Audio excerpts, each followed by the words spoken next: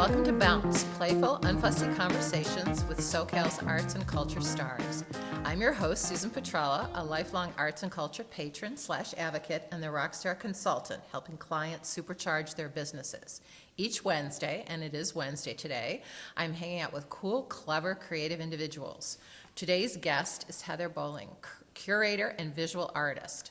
Heather's curatorial career has taken her from the Brea Gallery to co-creator Day Job Projects, which we're going to hear more about, and the arts program manager, John Wayne Airport. Yes, JWA has art, where she's reimagining what JWA's arts program could be, for which she has many champions. As a visual artist, Heather bounces, between fiber, printmaking, and installation art, exploring personal perspectives on neo-divergence, mental illness, queerness, and the crushing patriarchal capitalist society. Hi, Heather. So excited to have you here today. Hi, thanks for having me. I'm excited to be here. So tell me, did you always want to be an artist? You grew up on the East Coast and a transplant here, and is that always your passion? I was always a crafty, creative kid. Did like extra art classes or, whatever.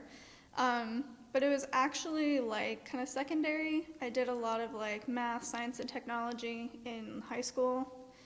And I just started going to this like magnet school and taking engineering classes. I was going to be an engineer, except I didn't know how boring it was. And art's not boring. No, and I was taking ceramics at the time. I had been taking it for years, and I was like, no, I want to be an art major. So I did get a degree in, I ended up with a degree in printmaking and one in photography. So I just kind of like made that decision one day in high school, and like when I went to college, that was like the only option for me. So are you able to make art now? Because I know you're doing a lot in the curatorial space, so. I usually say that curation is my like artistic practice. Like that's how I get my creative energy out. I dabble, I'm a serial dabbler, so I have like every art supply under the sun in my apartment, which doubles as a studio. So I really like the process, so I like making things. I don't so much anymore even like the end result. I haven't shown my work in years as an artist, but I enjoy the process. I enjoy messing around, but I mean, I get to install shows. I get to like work with artists to like put installations together, so that's very creative for me. Like that's. So how did that come, I'm curious as to how that kind of comes about. So you start off like as an artist, and then you kind of move into the kind of the curatorial space. So how does one make that transition, or what happens? Well, I always tell people like the stars aligned for me, because I did something dumb like after I graduated college on the East Coast. I was like, I want to work in the arts. I got to move to California. That's where you go for like art, right? Or New York, but it's cold there. Okay. So I just moved out here as a little baby, and I had been emailing like every gallery and museum. Like I sent out like maybe 100 cover letters, and only one person called me, said they were hiring like a front desk person at the gallery, and that was my old boss, Christina. So she hired me at the Brea Gallery. My interview was the day after I arrived in California. Got the job, and so I was there like part-time as like a gallery assistant. And I was like, cool, I'm working with art. I'm like around art, like this is the dream, right? I did it, but it was like 18 hours a week and like $10 an hour, so I didn't do it. Okay.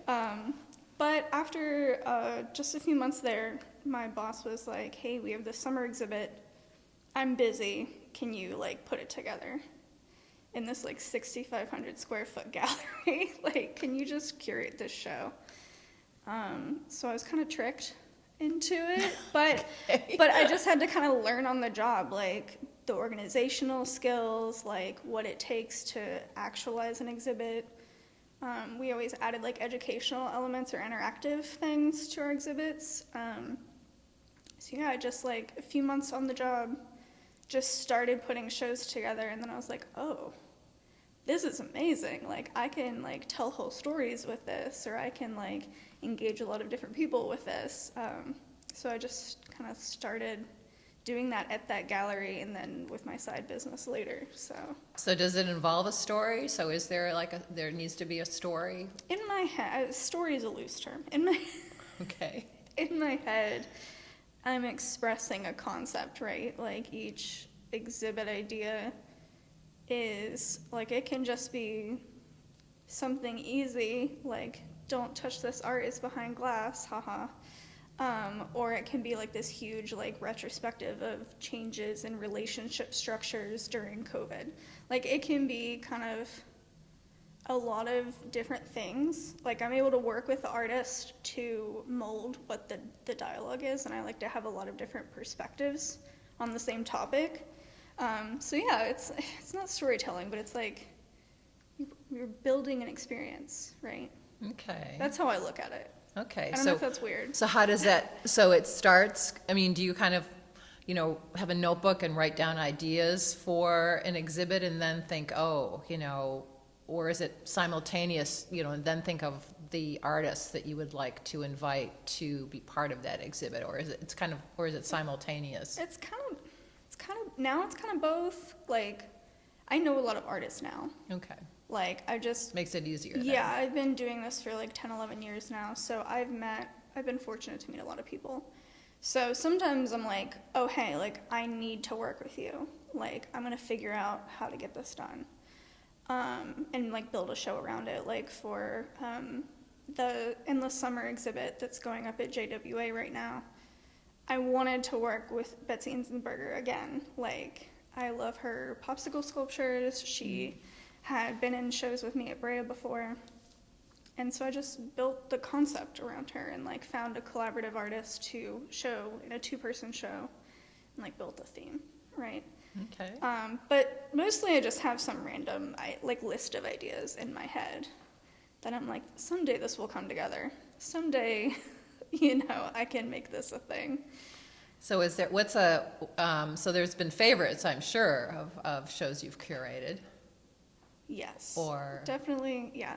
I mean, I can say that because it's my own work. So I'm like, oh, I did really good that time. Well, right now, the shows that are going up at John Wayne Airport, I'm really excited about. So tell us about that. Invested in them. I just finished putting up all the vinyl for my first exhibit, which is like on the secure side of the airport in the Terminal C galleries. And so it's called No Touching. I think I'm funny, right? Okay. So it's my first time curating an exhibition in locked glass display cases. So the visitors can't like actually go up and touch the art, it's secure. But normally in a gallery, when I'm putting together like exhibitions with a lot of different media or like installation art, people touch it and you have to chase them around the gallery and say, excuse me, please don't touch that. It's like fragile. It's like one of a kind, that's just kind of a joke that we're always chasing people. And so I'm like, oh, well, let me put all the stuff that they've ever wanted to touch and mess with like behind glass and they can't get to it. So I just think I'm funny. I used to try to think of really poignant titles for shows, but now it's whatever I call it in my head is what the show title is. Okay. Just for me. But yeah, so I invited 12 artists to make site-specific pieces. A lot of them did installation art. A lot of them work in like fiber and materials-based, kind of like experimental stuff, just like seeing what literally sticks together. So they all took it to heart. They all made like brand new custom stuff for the exhibit, and they all kind of interpreted the no touching theme in different ways. Like there's little nods to like capitalism and greed. There's nods to like environmental issues and like conserving Mother Earth, commentary on like the ability to like protect ourselves, like our bodily selves, kind of. So there's a lot of different little underlying layers. But yeah, it's just been like a project I've been working on since I started at John Wayne, and it's nice to see it come together. Those artists have really, like, they've done me a solid. They made me look good. Well, They I did know great with your advent as arts program manager at John Wayne Airport, there's a consensus of really kind of moving the art program more forward and being more experimental and innovative and really putting the arts program, on the map. I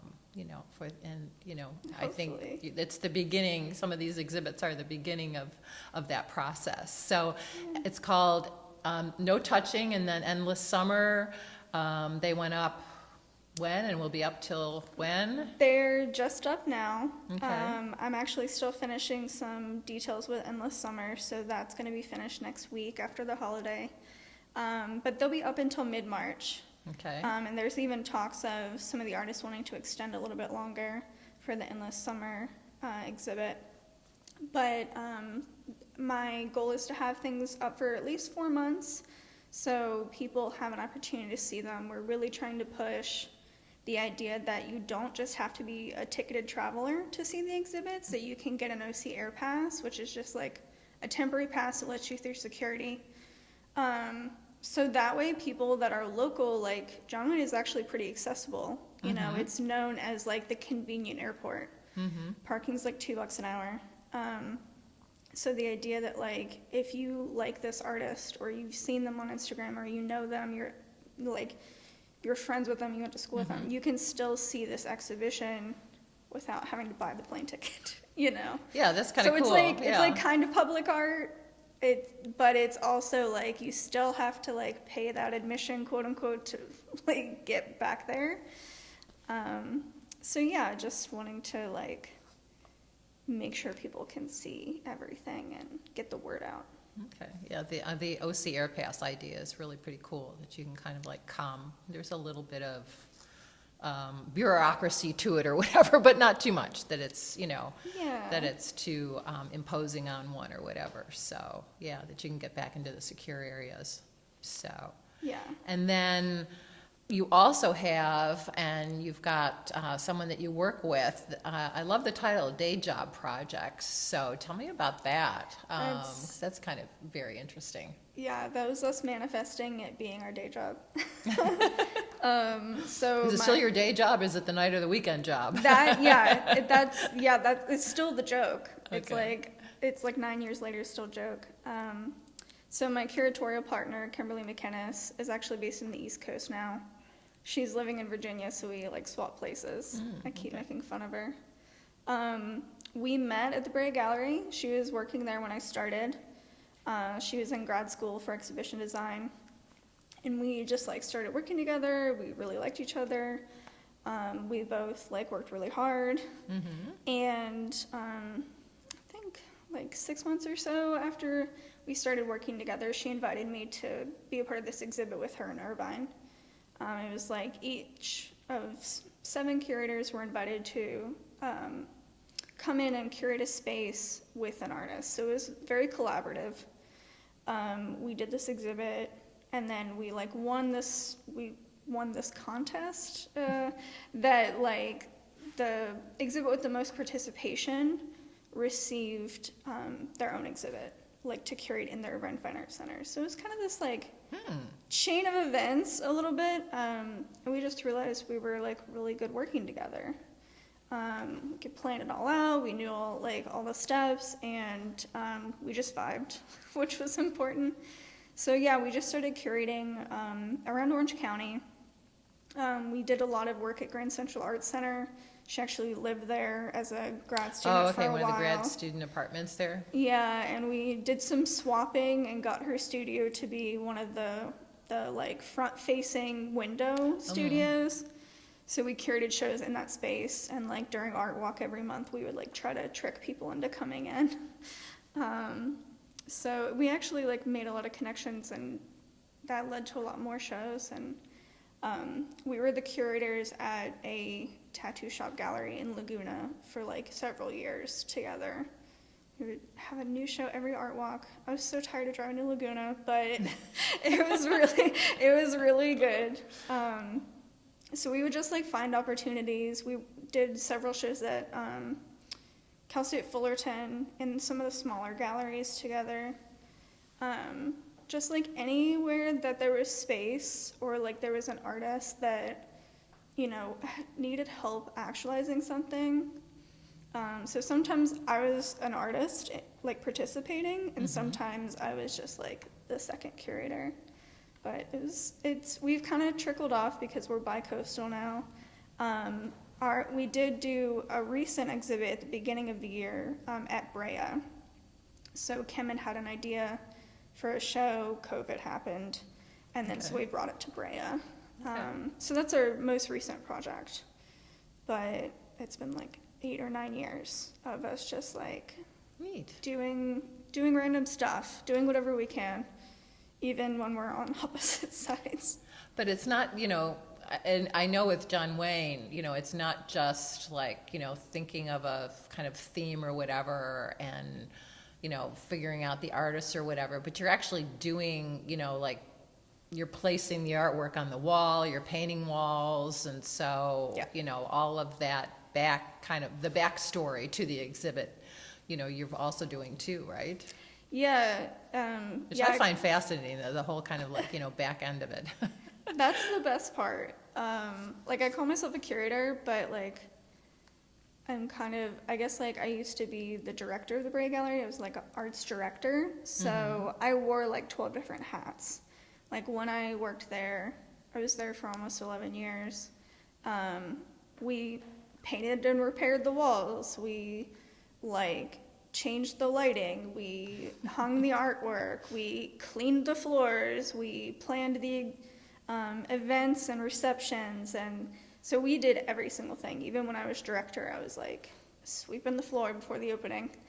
And then that's what I did at day job. Like we would just be like given a space, and then we'd do everything.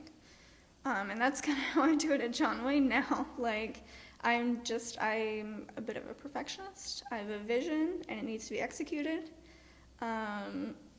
And so, yeah, I like repair the walls and put the artwork up and put all the vinyl up, and then it's like exactly how it should look. I do miss my team at Brea because like they were just as committed as me. And Because there is no team at John Wayne Airport, right? Yeah. You're the team. I'm the team. I'm the one-person team at John Wayne, which I found is challenging. But yeah, at Brea, I had a team, and then like with day job, I have a partner to work with, or sometimes some of the artists will chip in, and I love them for that. But yeah, kind of literally doing like every element of running like 4 exhibit spaces in the airport, and then I'm also part of like a team. I work for the airport. I work for the county, so I'm also part of like the public affairs team, and I do like government work.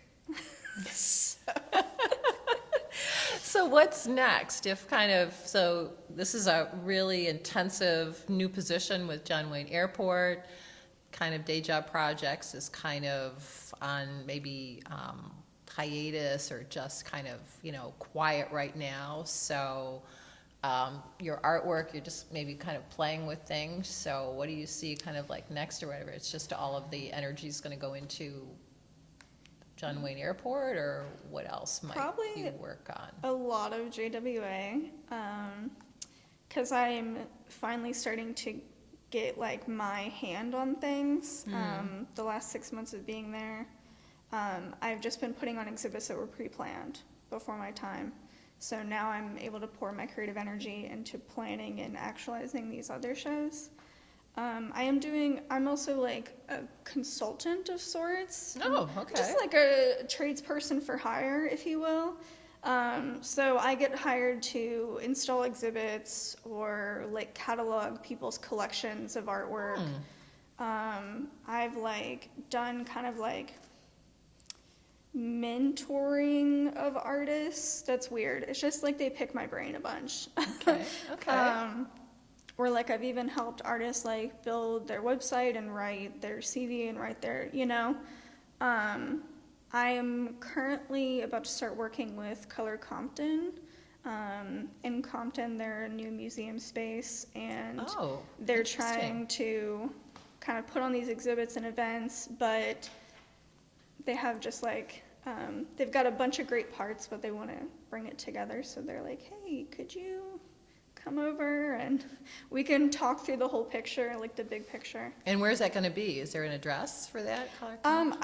I don't know the address, Okay. unfortunately, but yeah, it's located in Compton. It's centralized around Black and Brown artists, Compton history. They have an archive of like a lot of photographs, primarily of Compton, from local artists. So it's really just kind of the culmination of the work that organization has done.